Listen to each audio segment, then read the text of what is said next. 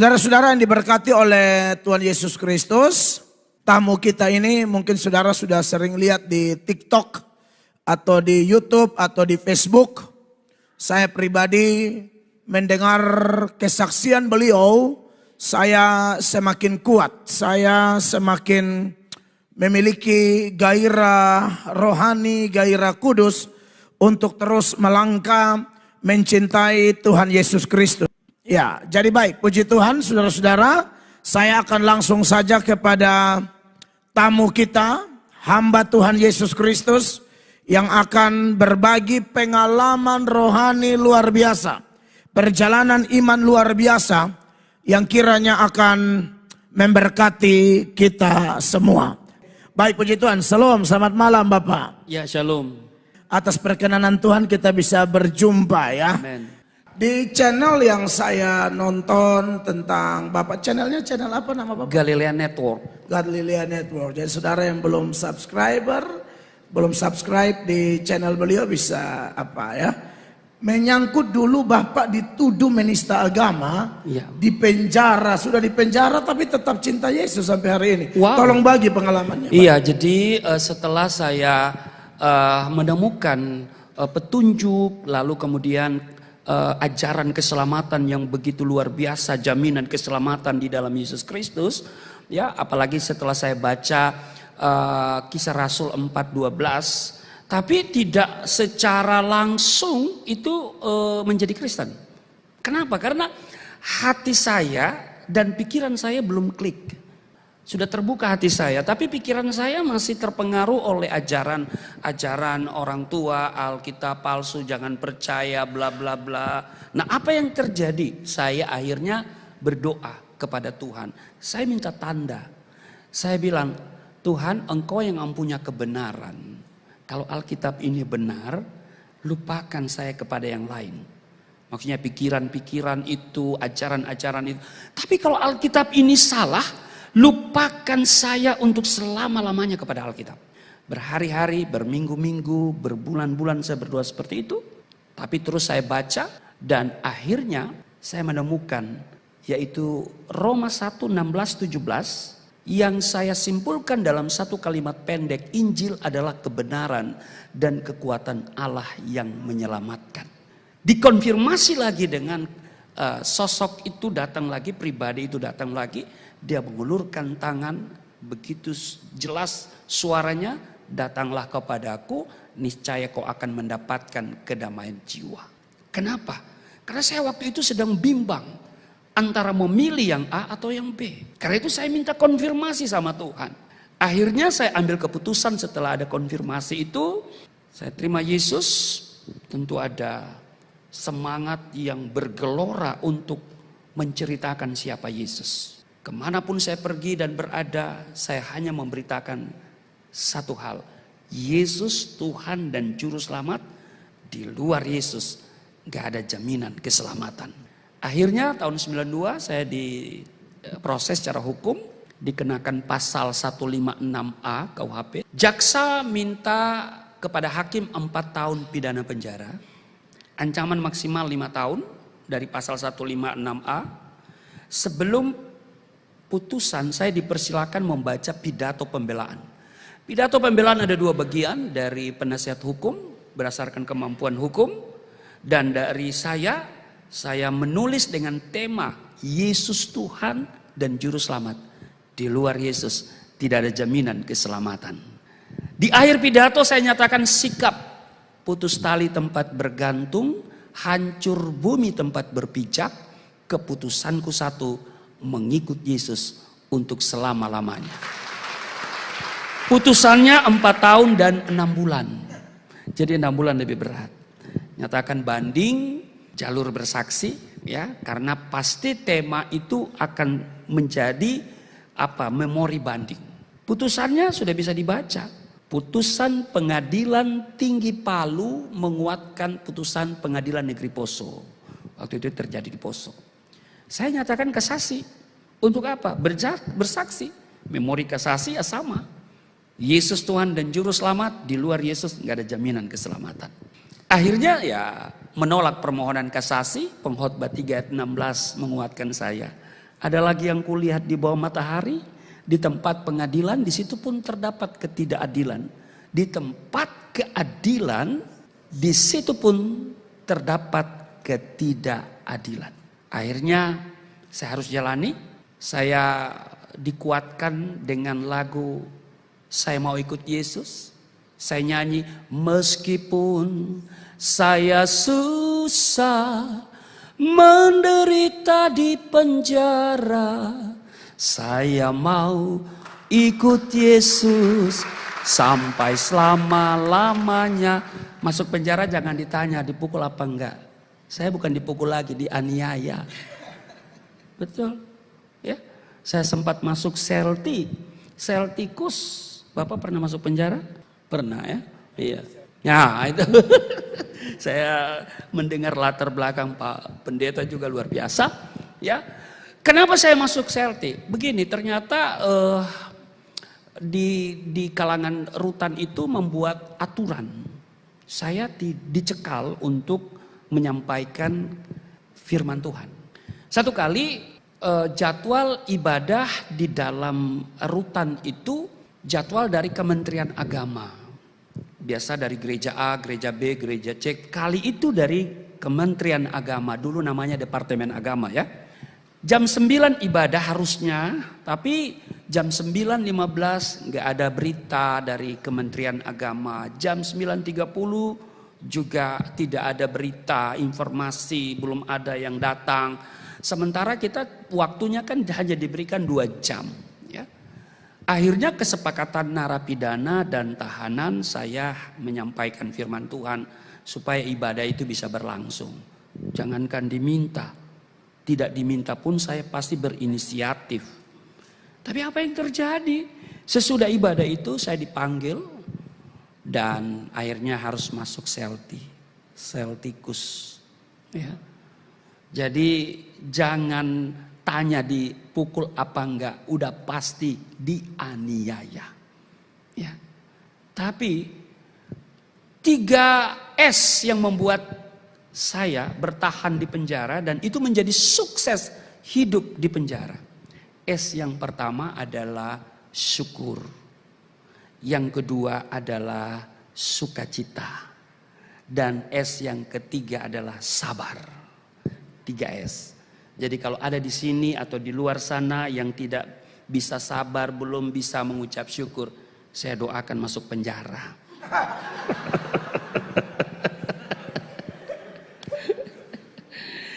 Jadi begitulah. Tapi saya bersyukur memang karena Tuhan izinkan itu terjadi dalam hidup saya supaya membuktikan kepada diri saya bahwa saya setia. Ada banyak orang bicara tentang kesetiaan, tapi belum diuji kesetiaannya. Tapi saya sudah. Bukan saja di penjara, tapi juga kehidupan ekonomi. Saya bagaimana saya ya dengan keluarga yang hidup tidak pasti. Ketika saya pindah dari Manado ke Jakarta, belum ada yang kenal siapa yang mau ajak pelayanan. Kami itu sampai-sampai nggak bisa beli susu untuk anak. Setiap kali anak minta susu kami kasih teh. Saya bilang sama anak itu, ini susu merah. Diminum sama dia. Tapi kemudian lama-lama papa bosan susu merah, minta susu coklat atau susu putih. Kami hanya bisa menangis sama Tuhan. Kami tetap bertahan. Kami percaya bahwa air mata akan menjadi mata air. Jadi ini saya buktikan kepada diri saya bahwa saya setia. Kalau hari ini, waduh, apalagi di YouTube kita hidup kita terancam. Tapi saya nggak pernah takut, nggak pernah kapok, terus saja melayani Tuhan. Ya, terus saja memberitakan Injil. Ya, terus melayani. Sebab bagi saya tidak ada hal terpenting dalam hidup ini. Dan ini menjadi prioritas utama adalah melayani, memberitakan firman. Dan prinsip saya dalam melayani adalah memberi hidup, bukan mencari hidup. Begitu Pak Pendeta. Luar biasa, tepuk tangan yang meriah bagi Tuhan Yesus. Jadi buat Bapak Ibu, jemaat terkasih di ruangan ini ataupun yang di luar, yang tidak bisa syukur, tidak bisa sukacita, tidak bisa sabar. Di akhir acara ada altar call ya. Doakan Pak biar masuk penjara. Biar. harus masuk ya. Pak, ada cerita menarik tuh ya seputaran tuduhan penistaan tahun 92 itu Pak ya. Kalau saya tidak salah dengar. Lalu di persidangan itu, ini kalau tidak saya salah dengar nanti Bapak luruskan ya. Itu katanya waktu itu Ibu Debbie Basir, katanya kalau dalam satu kesaksian mungkin, dia masih belum Kristen. Dia juga ikut dan dia benci banget lihat Bapak begitu. Itu gimana tuh Pak ceritanya? Ada kesaksian juga di YouTube saya mengenai beliau yang bersaksi. Dia pingin cari ketemu mana Rusli seperti apa. Karena dulu beliau masih SMA dan waktu persidangan itu sekolah-sekolah itu seperti diliburkan begitu, dikonsentrasikan ke pengadilan sebagai sebuah pembelajaran. Jangan sampai kalian murtad seperti Rusli, nanti akan berakhir seperti itu. Ya, dia tidak bisa melihat karena begitu lautan manusia yang begitu banyak. Tapi itu bagi saya kesempatan bagi saya untuk berkhotbah, memberitakan bahwa Yesus Tuhan dan Juru Selamat, bahwa di luar Yesus tidak ada jaminan keselamatan. Dan beliau kan ditangkap Tuhan tahun 95 itu. Nah, jadi saya kalau nggak jumpa Yesus, mungkin saya bisa kecewa. Kalau saya jadi Kristen hanya mendengar ya pemberitaan firman, karena iman itu timbul dari pendengaran. Atau saya membaca artikel, mungkin kurang begitu kuat. Karena apa? Tantangan demi tantangan luar biasa. Ya. Tapi karena saya mengalami perjumpaan dengan Tuhan, ini yang membuat saya bertahan sampai hari ini. Ya. Saya tidak pernah takut. Bagi saya hidup untuk Kristus, mati untung Pak ya. Mati di dalam Tuhan itu untung. Ya. Tapi jangan keluar dari sini cari mati saudara ya. Ada banyak orang berani mati untuk Tuhan, tapi tidak berani hidup untuk Tuhan. Jangan cuma berani mati untuk Tuhan, harus berani hidup. Amin. Berikan hidup kita untuk Tuhan. Nah, untuk bisa memberi hidup untuk Tuhan, tidak ada hal lain selain kita harus mengenal secara baik siapa Yesus. Tetangga mungkin bilang Yesus nabi, Yesus rasul. Iya memang dia nabi, iya memang dia rasul. Karena itu saya punya lagu di YouTube saya, banyak nabi-nabi, banyak rasul-rasul, tapi cuma satu juru selamat. Banyak agama dan kepercayaan, tapi cuma satu penebus dosa. Amin. Iya, satu penebus dosa. Saya bersyukur ya, di iman Kristen itu dosa kita dihapus Pak, bukan ditimbang.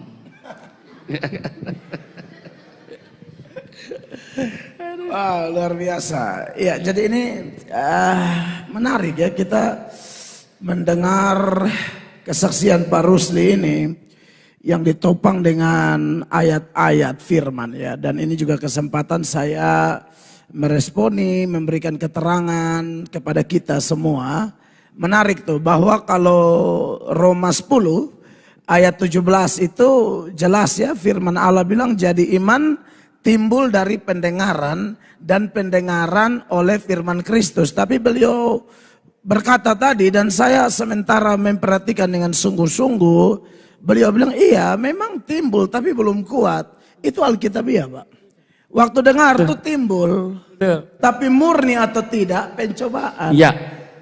Makanya dalam 1 Petrus 1 ya ayat 6 ada mikrofon di situ Kak Nita, siapin buat Kak Nita supaya bantu baca ayat.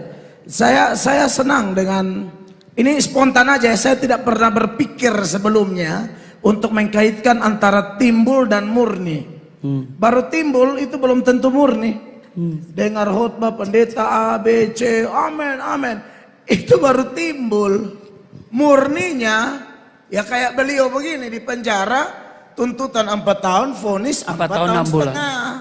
Iya kan? Nah ini murni, tolong baca dulu 1 Petrus 1 ayat 6 dan 7. Bergembiralah akan hal itu, sekalipun sekarang ini kamu seketika harus berduka cita oleh berbagai-bagai pencobaan. 7. Maksud semuanya itu ialah untuk membuktikan kemurnian imanmu Amen. yang jauh lebih tinggi nilainya daripada emas yang fana, yang diuji kemurniannya dengan api, sehingga kamu memperoleh puji-pujian dan kemuliaan dan kehormatan pada hari Yesus Kristus menyatakan dirinya. Emas kalau mau murni harus bakar pakai api. Iman mau murni harus pengujian. Jadi begini buat saya ya, khusus konteks Kupang NTT ya. Kita ini kan mayoritas Kristen ya. 50 meter gereja, 100 meter gereja, 200 meter gereja. Siapa yang mau penjara kita di sini? Tapi Tuhan utus seorang hambanya Pak Rusli Monoarfa ini.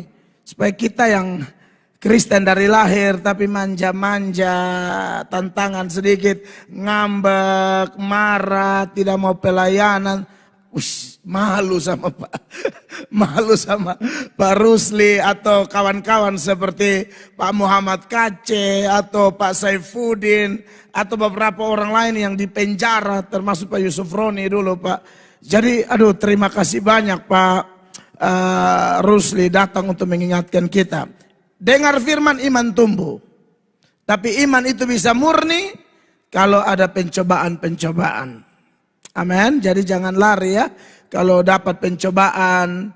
Makanya sekali lagi ini kita dikuatkan oleh Tuhan.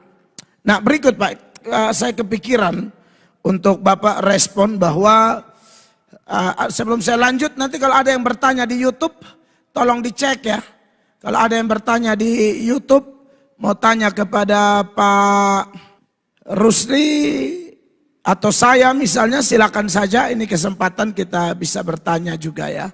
Dari tim di multimedia boleh cek ada live, ada pertanyaan yang menarik, yang baik, silakan. Berikut Pak, ini kan saya ini banyak baptis saudara-saudara saya yang backgroundnya Islam. Lalu karena anugerah Tuhan seperti kesaksian Bapak samalah. Ya kan karena ayat-ayat seperti Yohanes 6 ayat 44 itu ayat jelas ini yang dialami oleh Pak Rusli dan semua kawan-kawan yang sudah percaya pada Yesus yang backgroundnya sama dengan Pak Rusli. Tidak ada seorang pun dapat datang kepadaku jikalau ia tidak ditarik oleh Bapa yang mengutus aku, dan ia akan kubangkitkan pada akhir zaman. Tapi karena konteksnya Indonesia Pak Rusli, ada undang-undang ITE dan lain sebagainya. Salah satu mantan Islam yang menurut saya kesaksiannya aman tuh salah satunya Bapak gitu loh. Oh gitu. Iya, Gitu. maksudnya tidak ada nyerang sana sini karena saya punya pola didik Pak bahwa ya sudah kalau kamu sudah tinggalkan agama lamamu masuk Kristen, kalau kesaksian pribadi kan boleh tentunya toh. Tetapi maksud saya kayak mau bongkar bangkir kitab suci yang lama kayak kadang-kadang ada yang tidak paham juga, copot sembarang, tahu-tahu videonya dipotong lalu viral di TikTok. Itu kan nanti jadi problem Pak. Nah pesan Bapak bagaimana nih sebagai saudara-saudara yang mungkin murtadin juga kayak Bapak seputaran itu bagaimana Pak? Silakan Pak. Ya, kita perlu memperhatikan konteks Indonesia ya.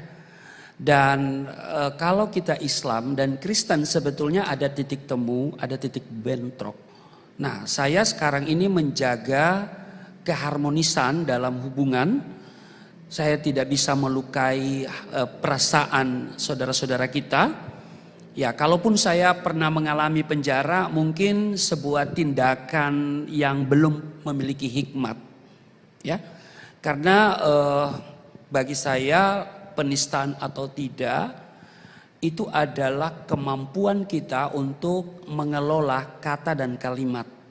Jadi kita harus dalam pelayanan saya selalu mengembangkan saling hormat, mengasihi dan memenangkan. Hormat, mengasihi, memenangkan. Kalau kita sudah melukai saudara-saudara kita udah pasti Injil tertutup. Ya kan? Karena bagaimanapun juga Yesus memberikan pesan bagi kita semua, jadikan semua bangsa muridku. Kalau bisa saya tambah apapun agamanya. Sebab agama tidak menyelamatkan. Kekristenan itu bukan agama. Kekristenan adalah cara hidup. Ya. Maka itu saya selalu tegaskan bahwa kita jangan menjadi orang yang beragama Kristen. Ya, tetapi kita harus memiliki iman Kristen. Menjadi murid. Karena kalau kita lihat di Kisah Rasul misalnya, ada seorang nama Barnabas, Kisah Rasul pasal 11 ayat 24. Ya, Kisah Rasul 11 24. Karena Barnabas adalah orang baik, penuh Roh Kudus, punya iman. Perhatikan dia baik, dikenal baik. Baik itu relatif. Baik menurut saya, orang Gorontalo, belum tentu baik menurut orang Kupang. Tapi dia tidak cukup hanya baik. Karena laki-laki yang baik pasti disukai oleh banyak perempuan. Laki-laki yang baik bisa jadi poligami dia. Tapi dia penuh Roh Kudus. Roh Kudus, roh kebenaran. Maka kebaikan yang dia aplikasikan adalah kebaikan dalam koridor kebenaran. Dan yang ketiga, dia punya iman. Dia tidak dikenal sebagai seorang pendeta, pembicara, gembala sidang, ketua sinode, bukan. Dia dikenal baik, penuh Roh Kudus, punya iman. Kalau beragama, orientasinya, fokusnya kepada lembaga agama. Maka orang yang berbeda agama, beda denominasi dianggap rival. Yang mungkin darahnya halal. Tapi kalau kita beriman, fokus kita sama Tuhan. Orang beriman itu fokusnya sama Tuhan. Maka kita harus menggunakan cara Tuhan untuk memandang orang lain. Tuhan memandang orang lain itu begitu berharga, begitu mengasihi. Maka kita pun harus juga memandang seperti Tuhan memandang. Karena itu kita jangan menjadi orang beragama, harus menjadi orang beriman. Barnabas, baik, penuh Roh Kudus, punya iman, lalu hidupnya berdampak loh. Apalagi di Indonesia ini, kalau kita terlalu banyak bicara bisa kena undang-undang kan. Tapi lihat, dia hanya dikenal baik, penuh Roh Kudus, punya iman. Perhatikan kalimat selanjutnya, sejumlah orang dibawa kepada Tuhan. Sejumlah orang loh, berarti banyak. Orang lihat hidup kita. Jadi iman itu pertama-tama adalah penampilan kita, perbuatan kita. Amin. Karena itu Rasul Paulus, Yakobus atau apa yang mengatakan iman tanpa perbuatan mati. Karena mereka salah mengartikan iman. Ya, beriman tapi hubungan dengan sesama nggak harmonis. Ada banyak orang Kristen munafik di gereja, wah penyembahannya wah luar biasa, bahasa roh wah luar biasa, tapi hubungan dengan mertua, hubungan dengan mantu, sesama bentrok, iya kan? Jadi kesaksiannya rusak. Nah, lihat sejumlah orang dibawa kepada Tuhan. Lalu kemudian ayat 25 dikatakan, pergilah Barnabas ke Tarsus untuk mencari Saulus, dan setelah bertemu dengan dia, Barnabas membawanya ke Antiokhia. Di ayat 26. Mereka tinggal bersama-sama dengan jemaat itu 1 tahun lamanya sambil mengajar banyak orang. Di Antiokhia lah murid-murid itu untuk pertama kali disebut. Perhatikan, disebut, bukan menyebut. Disebut. Berarti Kristen itu adalah kesan orang lain. Ya, orang luar terhadap sekelompok orang yang hidupnya sama seperti Kristus telah hidup. Mereka Kristen. Kalau kita cari di kamus teologi, Kristen itu pasti dia merujuk pada kata Kristus. Kristus itu artinya yang diurapi. Maka kalau engkau punya KTP Kristen, maka harus nampak baik, penuh Roh Kudus, punya iman. Dulu saya sebelum saya jadi Kristen, walaupun saya tidak menjumpai orang-orang Kristen yang menurut saya bisa menantang iman saya, ya, tapi paling tidak diajarkan bahwa ciri orang Nasrani itu rafa warahmah, santun, penuh kasih. Santun dalam hal berbicara, santun dalam hal berbusana, santun dalam hal berkegiatan, santun dan penuh kasih. Nah, karena itu mari kita renungkan, ya. Mari kita hidup sebagaimana Kristus telah hidup.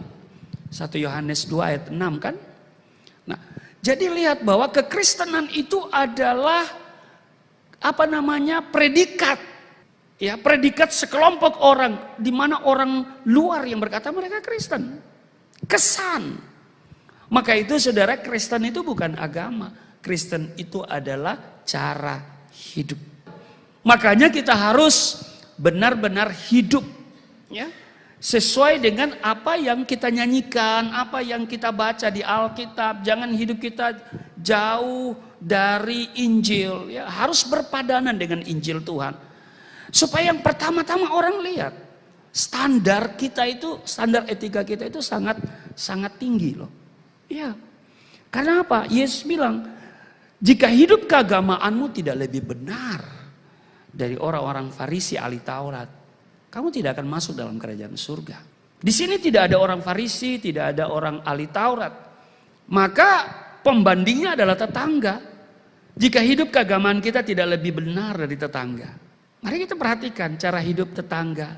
Bagaimana mereka beragama. Dulu saya anak saleh, ya, yang memang dididik untuk beribadah, ya, untuk melakukan semua kegiatan-kegiatan itu secara baik. Dan itu prinsip yang ditanamkan oleh setiap keluarga-keluarga muslim, ya. Jadi hidup kita itu sangat-sangat penting, ya. Karena yang pertama-tama adalah orang melihat perbuatan kita, penampilan kita. Penampilan di sini dalam pengertian, ya, perbuatan kita, ya.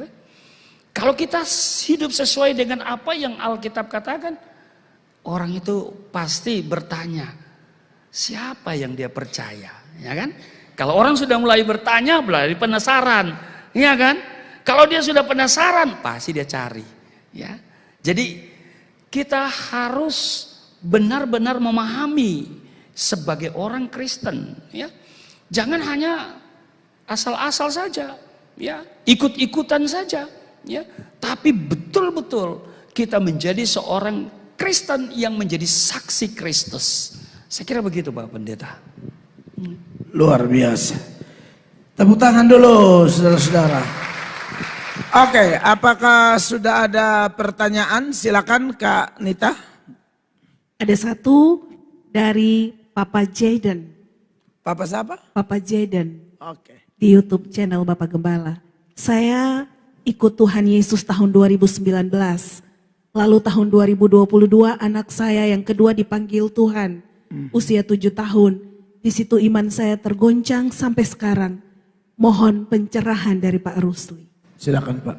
Ya, jadi ikut Tuhan tahun 2019.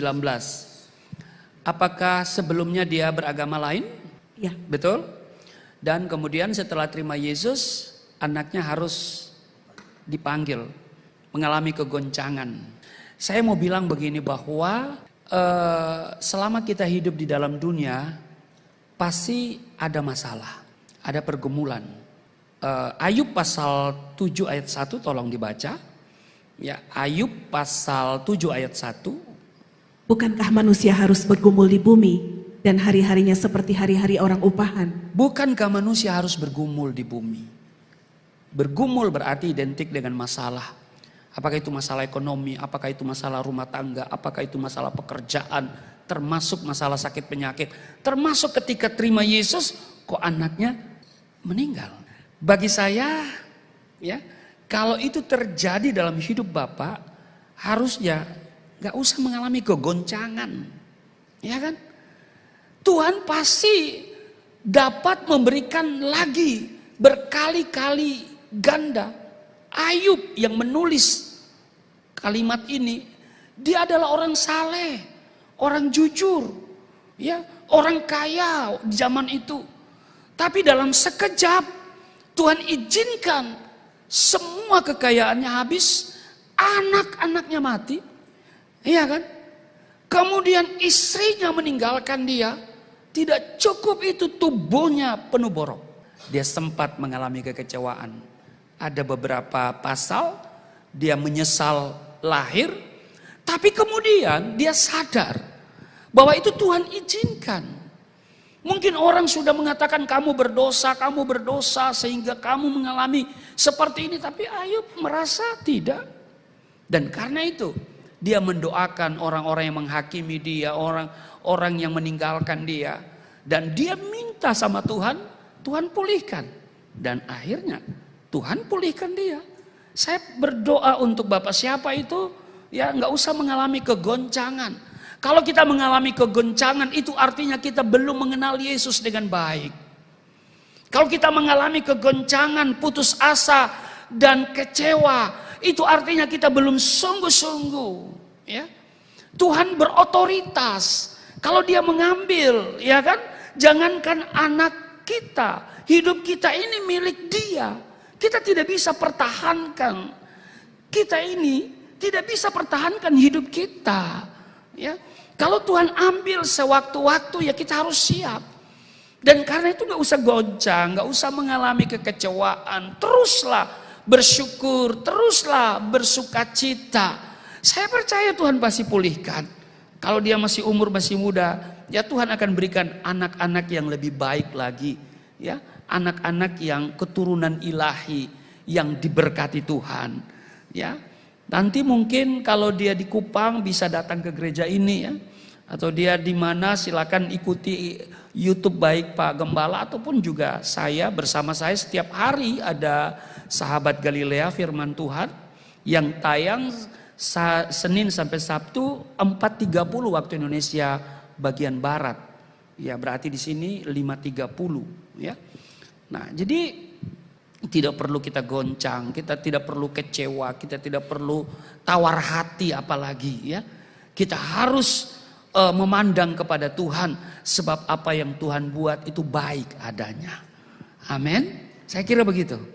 Mungkin Pak Gembala bisa tambahkan. Siap. Jadi puji Tuhan ya, apa yang Pak Rusli sampaikan itu memang wajib diperhatikan oleh kita semua, bahwa memang kegoncangan iman itu bisa terjadi kepada siapapun. Kalau saudara baca dalam Matius 11 ya, ayat 2 dan seterusnya, itu yang goncang bukan main-main, Yohanes Pembaptis malah. Ya, perhatikan ayat-ayatnya. Di dalam penjara Yohanes mendengar tentang pekerjaan Kristus. Lalu menyuruh murid-muridnya bertanya kepadanya, "Engkaukah yang akan datang itu atau haruskah kami menantikan orang lain?" Yesus menjawab mereka, "Pergilah dan katakanlah kepada Yohanes apa yang kamu dengar dan kamu lihat. Orang buta melihat, orang lumpuh berjalan, orang kusta menjadi tahir, orang tuli mendengar, orang mati dibangkitkan, dan kepada orang miskin diberitakan kabar baik." Ayat 6 sama-sama 23, dan berbahagialah orang yang tidak menjadi kecewa dan menolak aku. Jadi apa yang disampaikan oleh Pak Rusli tadi memang ditopang dengan teks ini juga, bahwa beliau tentu mengatakan bahwa kalau orang katanya sudah ikut Tuhan lalu ada problem, lalu goncang, lalu gejala-gejala kayak mau tinggalkan Kristus, maka yang Pak Rusli katakan tadi benar, bahwa pengenalannya akan Tuhan itu kurang kuat. Karena begini ya, kalau saudara ikuti Yohanes misalnya, ini Yohanes ini kelebihan rohaninya banyak loh. Ini dari kecil sudah penuh Roh Kudus, dia yang baptis Yesus. Ya, bahkan Yohanes, saudaranya Yohanes, ya Yohanes anak Zebedeus, juga Andreas itu dulunya muridnya Yohanes Pembaptis. Kalau Anda baca di Yohanes 1. Tapi Yohanes rela mereka meninggalkan Yohanes untuk ikut Yesus dan itu tidak ada masalah. Tetapi Yohanes ini kelihatan pengetahuannya tentang Yesus juga tidak terlalu lengkap. Kenapa? Yohanes dalam khotbah-khotbahnya selalu menyuarakan Yesus akan membaptis kamu dengan api. Kapak sudah di akar pohon. Pokoknya yang Yesus yang ada dalam khotbah Yohanes itu selalu yang keras gitu loh. Lalu Yohanes dengar, kok dia sembuhkan orang ya. Jadi kelihatannya, saya baca tafsiran seputaran ini, memang Yohanes itu hanya lebih menyoroti Yesus yang menegur, Yesus yang padahal Yesus tidak selalu begitu. Makanya saya setuju dengan Pak Rusli bahwa memang kita harus kenal Tuhan dengan baik-baik ya. Jangan hanya kenal kasihnya, kenal juga keadilannya. dan kekudusannya. Sebaliknya, jangan kenal kekudusan dan keadilannya saja, tapi kenal kasihnya. Jadi pengenalan akan Tuhan itu harus komplit. Kalau tidak nanti kita salah mengerti Tuhan. Betul. Begitu ya. Jadi terima kasih Pak Rusdi, jawabannya keren banget. Masih ada? Atau yang langsung dari media sosial ya? Silakan. Shalom Bapak Rusli, saya bertanya, apa yang diminta Tuhan kepada kita pengikut barunya mengalahkan kuasa dunia, apa mencari berkat? Yang Tuhan minta dari kita adalah apa? Iman. Iya kan? Iman. Karena lihat, murid-murid Yesus aja berapa kali Yesus kecewa. Dan Yesus selalu mengecam iman mereka dengan berkata, mengapa kamu kurang percaya? Mengapa kamu takut, kamu yang kurang percaya? Tapi ada dua orang di dalam Alkitab yang Tuhan Yesus puji imannya. Perempuan Kanaan dan perwira Kapernaum. Jadi yang Tuhan minta dari kita adalah apa? Iman. Percaya. Percaya sungguh-sungguh. Ya. Supaya melalui itu kita bisa menikmati janjinya, bisa menikmati kuasanya, bisa menikmati berkatnya. Ya. Jadi jangan kita ikut Yesus untuk mencari berkat. Salah itu, ya, salah. Dan yang paling penting dari semua hal penting, misalnya mungkin berkat juga penting ya. Tapi yang paling penting adalah apa? Ya kembali lagi kepastian keselamatan. Itu yang paling penting, ya. Jadi kepastian keselamatan di dalam Yesus Kristus. Sebab untuk apa kita punya banyak berkat, punya semua harta dunia tapi kita binasa. Itu yang saya tegaskan tadi bahwa di dalam iman kepada Yesus Kristus masuk surga itu pasti. Di luar Yesus, saudara mau kecewa dengan Tuhan, saudara mau tinggalkan Tuhan, ya masuk surga nanti mudah-mudahan, yang ada pasti masuk neraka. Binasa. Orang Manado bilang mampus. Iya. Orang Kupang juga mampus. Nah, jadi itu saya jadi Kristen itu juga bukan instan ya, ada prosesnya. Iya. Ya. Dan Tuhan terus proses sampai hari ini. Saya tadi di GSJA Tiberias. Saya bicara tentang sekolah mengenal Tuhan. Di Kupang ada. Sekolah mengenal Yesus ada. Di sini juga ada. Apa itu? Orang pada bingung, kenapa itu? Ya masalah, iya kan? Dengan masalah itu sekolah untuk mengenal Yesus. Coba sedikit saya kutip Matius pasal 6 ayat 23. Jika matamu jahat, gelaplah seluruh tubuhmu. Matius pasal 8 ayat 23 mulai. Lalu Yesus naik ke dalam perahu dan murid-muridnya pun mengikutinya. Nah, di sini lihat. Dikisahkan bahwa murid-murid bersama Yesus ada dalam satu perahu yang sama. Bukan perahu yang berbeda. Dan yang kedua, murid-murid sudah ambil keputusan untuk ikut Yesus. Pertanyaan, apakah kemudian ikut Yesus nggak ada masalah? Ayat 24, sekonyong-konyong mengamuklah angin ribut di danau itu. Lihat bahwa mengikut Yesus bukan berarti kita bebas dari masalah. Ya, kenapa? Karena kita hidup di dalam planet yang bernama bumi. Kalau saudara mau hidup tanpa masalah, hanya ada satu kalimat pendek. Silakan check out dari bumi. Iya kan? Iya. Pindah aja kemana? Ke planet Mars kah? Atau kemana kah? Jangan di bumi. Di bumi harus bergumul kata Ayub tadi kan? Nah, bahkan sekonyong-konyong. Artinya masalah datang tiba-tiba. Tiba-tiba. Ya kan? Nah, karena masalah itu datang tiba-tiba, apa yang harus saya buat? Gak perlu kita cari orang pintar untuk mengetahui apa masalah saya minggu depan, bulan depan. Sebab orang pintar minum tolak angin kan? Iya. Gak usah baca bintangmu bintangku. Biasanya kalau jomblo itu dia baca asmara Pak. Kalau keluarga muda dia baca keuangan. Nah tahu ya. Yesus sudah ajarkan berjaga dan berdoa. Amin. Amin. Tuhan izinkan masalah untuk mengenal Dia. Ya kan? Dan ketika masalah itu datang, reaksi kita menunjukkan kita kenal Dia atau enggak. Kalau reaksi kita bersungut-sungut, maka sungut-sungut itu menunjukkan engkau belum mengenal Yesus dengan baik. Tidak peduli engkau pendeta, tidak peduli engkau ketua sinode, tidak perlu engkau sudah lama pelayanan. Tapi ketika ada reaksi dari sebuah masalah, engkau bersungut-sungut, ngedumel, maka itu menunjukkan engkau belum kenal Yesus. Tapi ketika ada masalah, engkau 3S tadi, syukur, sukacita, sabar. Syukur, sukacita, sabar menunjukkan engkau mengenal siapa yang engkau percaya. Amin. Amin. Karena itu mari kita mengenal. Pengenalan akan Tuhan ini penting dan teramat penting. Sebab jangan sampai para murid-murid juga mereka belum mengenal Yesus dengan baik. Nah, kita terus baca ini, ya. Coba kita baca ayat 25. Maka datanglah murid-muridnya membangunkan dia, katanya, Tuhan, tolonglah kita binasa. Kemudian ia berkata kepada mereka, mengapa kamu takut, kamu yang kurang percaya? Lalu bangunlah Yesus menghari angin dan danau itu, maka danau itu menjadi teduh sekali. Nah, reaksi murid-murid apa? Ini kita lihat. Heranlah orang-orang itu. Katanya, orang apakah dia ini? Sehingga angin dan danau pun taat kepadanya. Lihat, mereka heran. Ketika saya membaca, pertama kali baca ini, saya justru heran dengan keheranan para murid. Coba. Bagaimana saya nggak heran ya? Yesus ada bersama mereka 1 hari 24 jam, 7 hari dalam seminggu. Ketika Yesus mendemonstrasikan kuasa, yang sakit sembuh, lumpuh berjalan, buta melihat, tuli mendengar, mereka ada di sana. Baru saja Yesus mendemonstrasikan menghardik angin dan danau.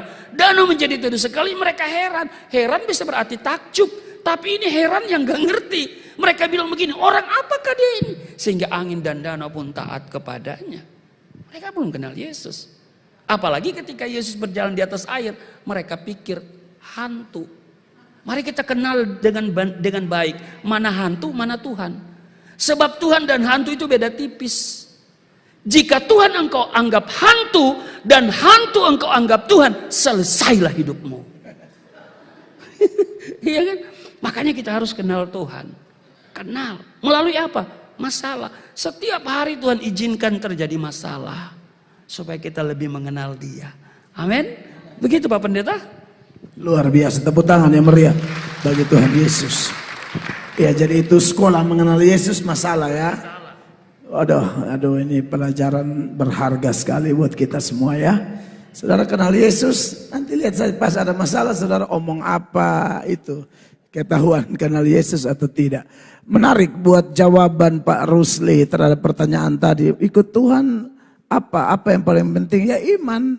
Dan itu memang ada ayatnya, Tuhan bilang, pokoknya saya kembali, saya hanya mau tanya, ada iman tidak?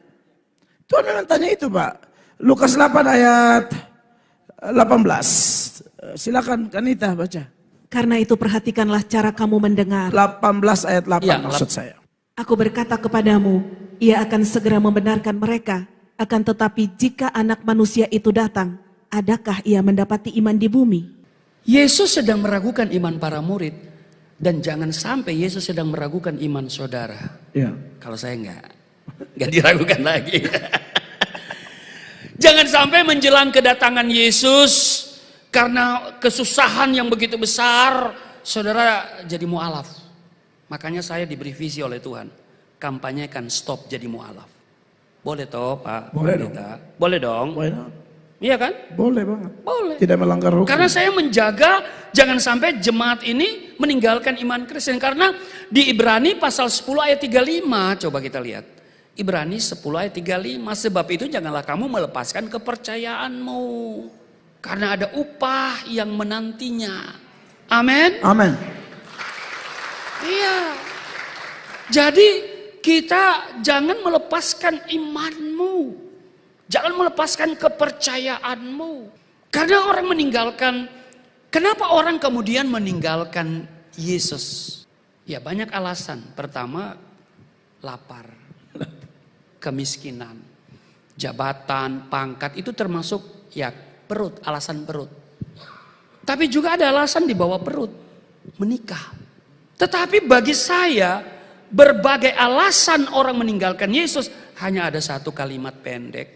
Dangkalnya pengenalan akan Tuhan. Kenapa orang Kristen pelit? Karena dia belum mengenal Yesus dengan baik. Masih hitung-hitungan dengan Tuhan.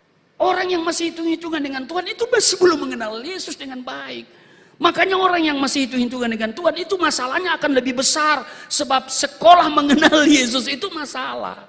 Jadi mari jangan lepaskan imanmu, kepercayaanmu. Ya. Sebab untuk apa engkau memiliki rumah yang nyaman, misalnya disediakan rumah yang nyaman, jabatan yang baik, tapi engkau mudah-mudahan masuk surga. Ya kan? Mending kita di dalam dunia ini kita mengalami ya sedikit-sedikitlah kekurangan. Tapi saya pikir kalau kita ikut Tuhan dengan benar ya, kalau kita ikut petunjuk, ini petunjuk. Pasti cukup. Paling tidak kita cukup. Bahkan Tuhan bilang hidup berkelimpahan. Amin. Cuman kebanyakan kali kita nggak mau baca petunjuk ini. Ini petunjuk loh. Amin. Kita pingin kaya, pingin diberkati, tapi kita pelit. Hitung-hitungan dengan Tuhan. Karena salah satu kiat untuk diberkati dan menjadi untung besar, yaitu memberikan persembahan. Iya kan? Sebab pemberianmu itu memperbesar keuntunganmu. Bukan keuntungan gereja. Bukan keuntungan pendeta. Ya. Jadi begitu. Mari kita ikuti petunjuk. Nah banyak kali kita mau mau ikut Tuhan, tapi sesungguhnya bukan Tuhan. Ya. Kenal lebih baik, ya lebih dengan benar mana Tuhan, mana hantu itu beda tipis. Saya kira begitu. Siap, ya jadi puji Tuhan ya. Jadi memang iman itu harga mati buat saya dan saudara ya. Dan orang yang ikut Tuhan, Matius 6 ayat 33 menjamin kebutuhan kita dipenuhi. Kalau Allah mau dan Allah kasih kelimpahan kepada orang tertentu, yaitu suka-suka Tuhan. Walaupun kita sekali lagi kembali kepada prinsip tadi bahwa iman nomor 1 harus pasti. Beliau berkali-kali mengatakan untuk keselamatan tidak boleh ada mudah-mudahan. Saya nonton di YouTube beliau bilang kalau untuk mau jadi kaya itu bisa mudah-mudahan.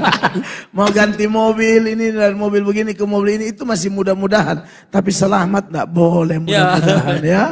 Mau beli rumah tambah mudah-mudahan tambah.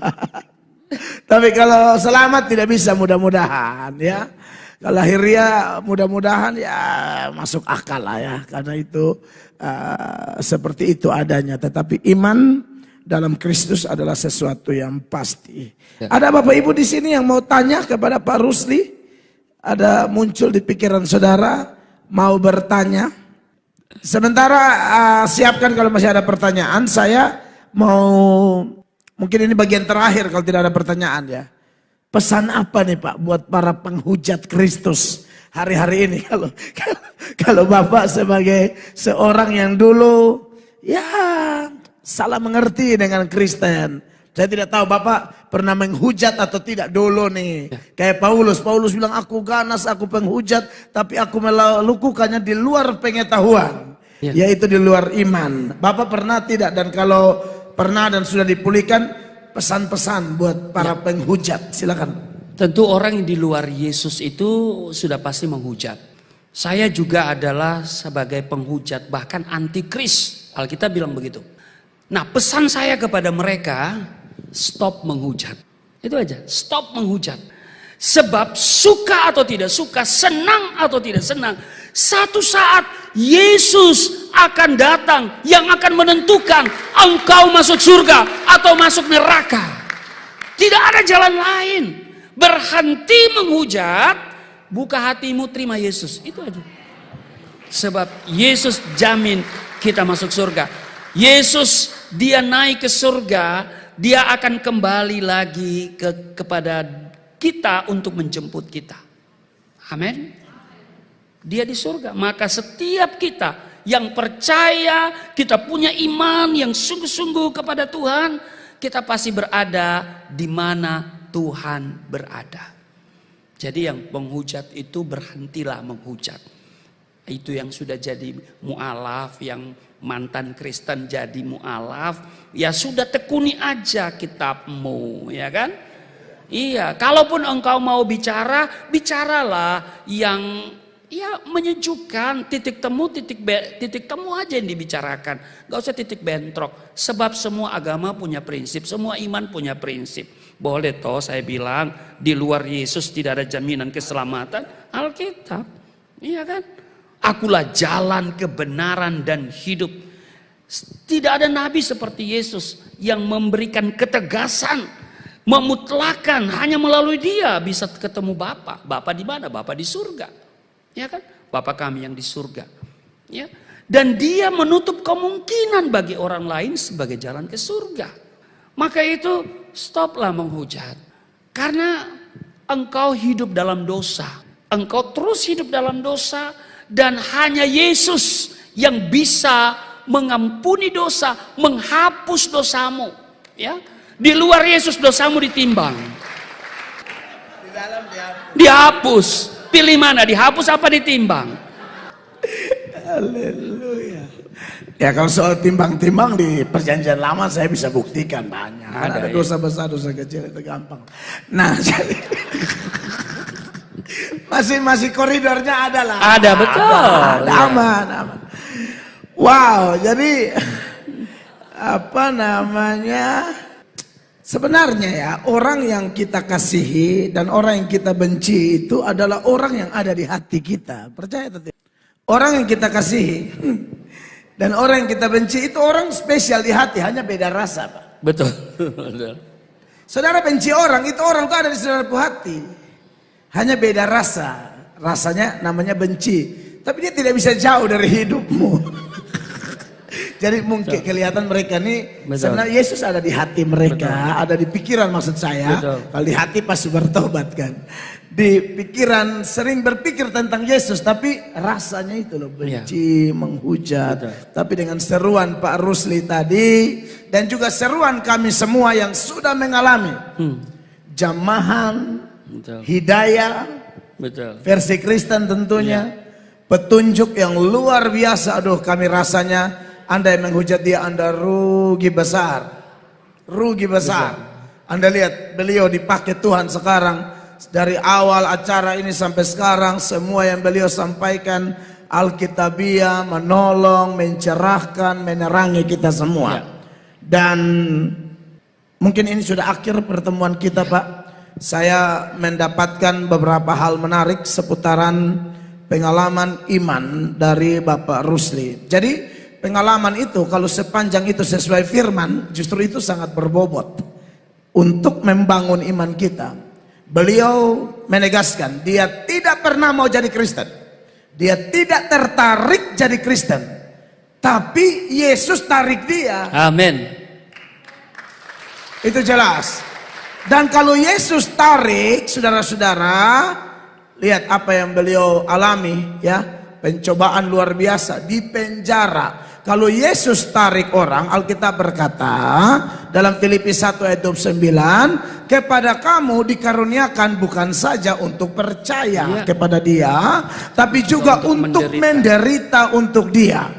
Ya, jadi Kristen jangan jadi anak manja, jangan jadi anak gampang. Amin.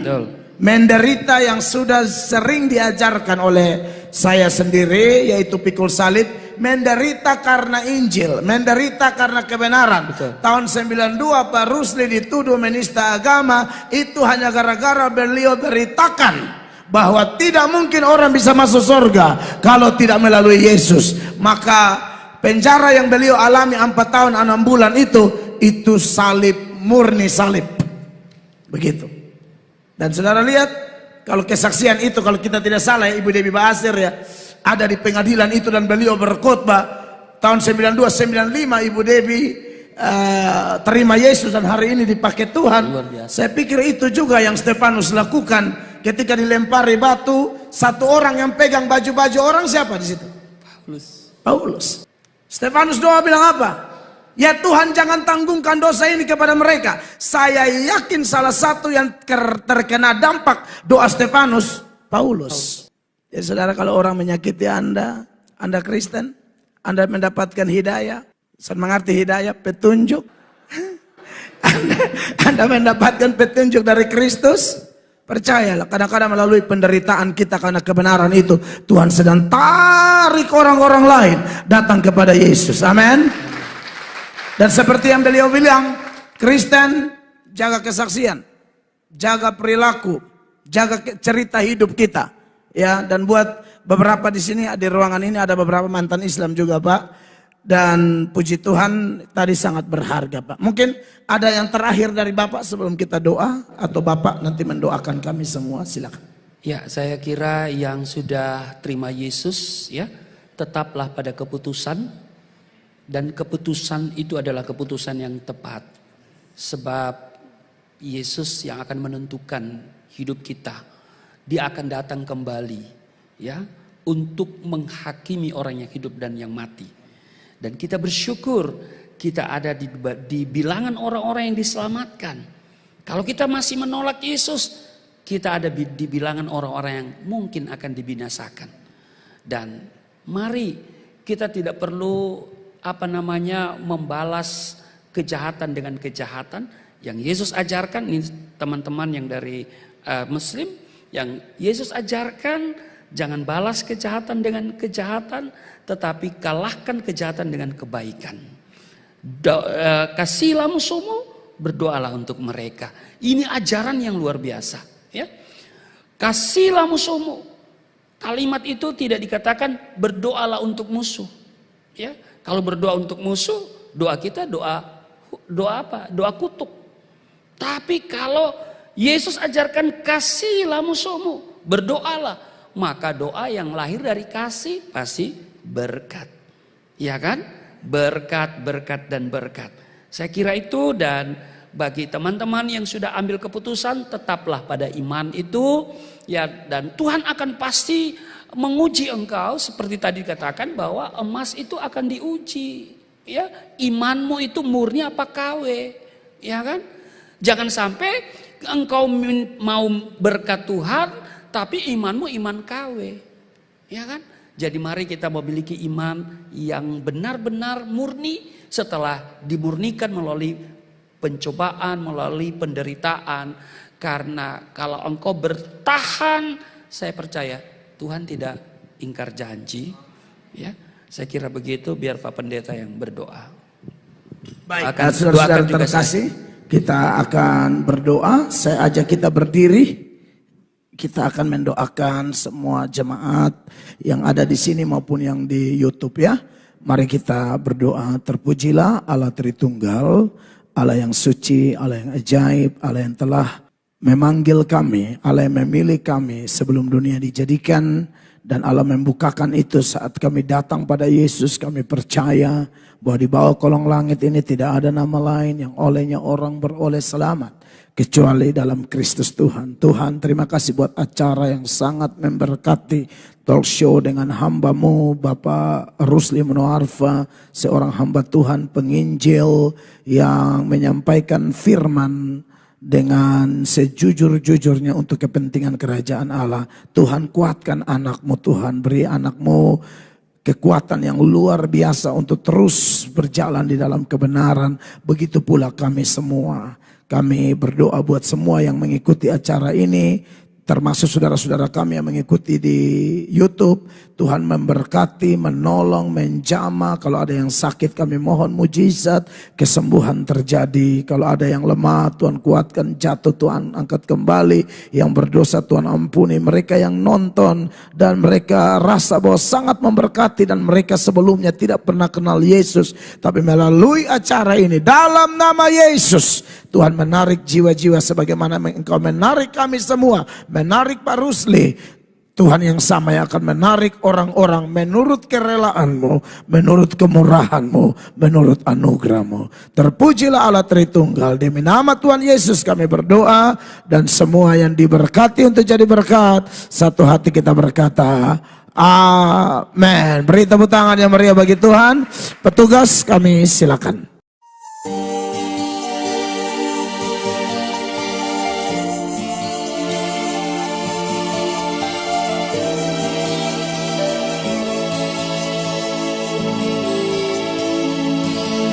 Bapa kami yang di surga,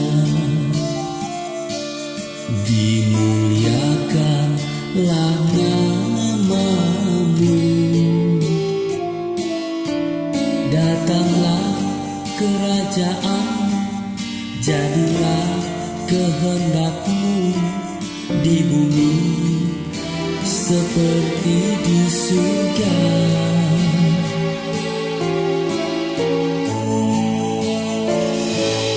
Berikanlah kepada kami makanan yang sejuk